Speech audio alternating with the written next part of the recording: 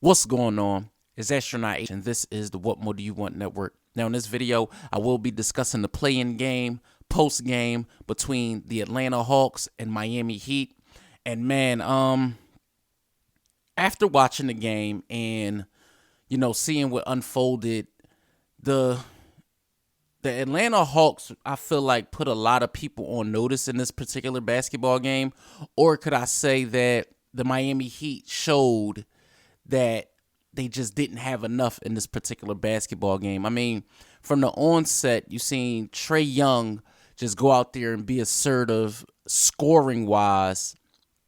Also, with the likes of just the way Clint Capella was rebounding the basketball, you just seen DeJounte Murray. You just seen an Atlanta Hawks team, especially Bogdanovich, that, in my opinion,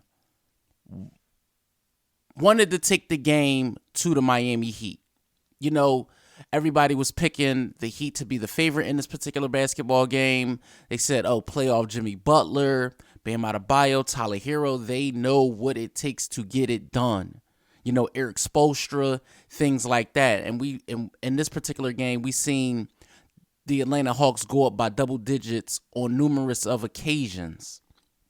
Now, that's not to say that the Miami Heat weren't prepared, because we seen what Kyle Lowry was doing, taking his game to another level in this particular outing. But again, it just wasn't enough.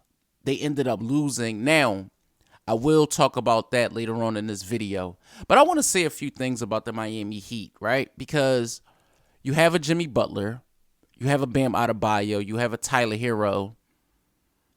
And, I'm not saying you should have got it done, because any team can beat you on any given night, right?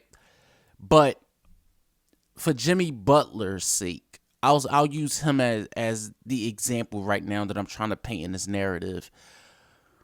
He was the one that was talking. He was the one that was saying these certain things, and you seen it on like social media, and you seen everybody speaking on what Jimmy was going to do and what was going to happen and so on and so forth. And I'm not saying he didn't have a good game, but he didn't have one of those games where you say, okay, he put the league on notice in this particular outing. I didn't see that from Jimmy Butler, right? Not like I said, not saying he had a bad game, but you would have liked to see more. Bam Adebayo, on the other hand, that's unacceptable. That's unacceptable. Honestly, that's unacceptable. He should have took. When you are an all-star, you have to raise your game to another level. There is no excuse. You have to be the one to say, I'm going to go out there and I'm going to dominate. That's just what it is. You can't get outplayed by Clint Capella, especially on the rebounding tip. Newsflash, NBA fans, Miami Heat fans, Bam Adebayo's rebounding is not what you think it is. It's not good. It's not good at all, if you ask me. I believe he averaged somewhere around 8 per game. 8 per game, that's not bad. But I think he should be in that 10, 11, 12 range. Rebounding is nothing but effort. Tyler Hero had a great game, if you ask me. Yes, his three ball was not there, right? I believe he went like 105 or something like that, or two of something, something around that number. But you need more. If Tyler Hero and Kyle Lowry is going to be the offense you're going to lean on going forward, your season is going to be over. That's just what I believe. You need the others. The Gabe Vincents. The Victor Oladipo, if you choose to give him minutes. Eric Spoelstra. Kevin Love. You acquire him. He should do more offensively instead of just picking and popping. Matt Strus. It's another one. So they have Duncan Robinson doesn't get minutes. I don't know if he fell out of favor with Eric Spoelstra and Pat Riley, but Duncan Robinson he might as well not even suit up. He gets DNP'd more than me. But let's talk about the Atlanta Hawks for a second.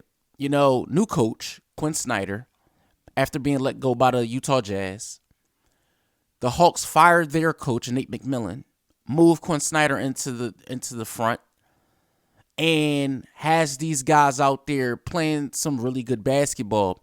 Let's talk about Jalen Johnson for a minute.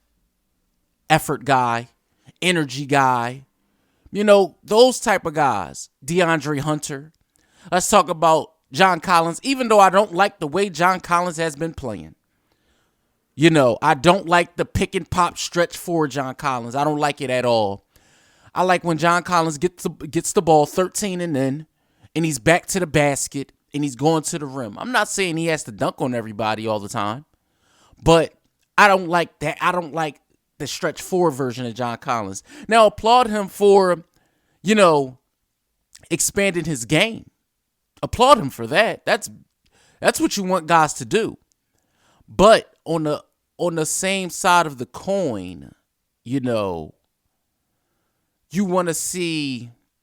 I'm gonna say me. What I want to see from John Collins is that 13, you know, and then and you know, back to the basket game. Clint Capella, he's going to rebound. I thought he was going to catch a few more lobs in this particular game, but he didn't. Trae Young did what he usually do, even though his three ball is non-existent. I mean, I believe he went like 1 of 9 or 1 of 8. So that he's still a facilitator, great facilitator. I believe he did lead the league in assists this year. I believe total assists. DeJounte Murray, welcome addition, especially on the defensive end. He's not easy to get around on the defensive end. He has length as far as you know, being able to swipe after basketballs and things like that, and he can score when it's his time. One of the better 3-point shooters on the Atlanta Hawks, if you ask me. And you know, he had a really good game. Couple that with Sadiq Bey and Bogdanovich coming off the bench, I believe, you know, the Atlanta Hawks have a pretty good nucleus to go forward in this playoffs. Now, what they're going to do moving forward, they are playing the Boston Celtics in the first round, 2 versus 7, and that is yet to be seen on what to expect from that series. I will be doing a video on that very soon. But as for this playing game, we know, or if you don't know, the Atlanta Hawks did beat the Miami Heat, and the Miami Heat are facing off against the winner between Chicago and Toronto, and winner takes all for the 8th spot to face off against the Milwaukee Bucks. I'm definitely interested to see how that turns out for the Heat. As for the Atlanta Hawks, like I said, I believe they have a pretty good enough nucleus to face off against the Boston Celtics. It will be exciting. We're going to see 2 young cores, but we know what the Celtics is capable of. It's going to be interesting to see what the Atlanta Hawks do in that outing in the first round. So let me know what you think in the comments down below. Hawks fans, Heat fans, NBA fans, or if this is just your first time tuning into this channel, let me know what you think in the comments down below. Don't forget to like, comment, subscribe, hit the notification bell so you can know anytime a video is being uploaded to this channel. It's Astronaut H. This is the What More Do You Want Network, and I'll catch you guys on the next video.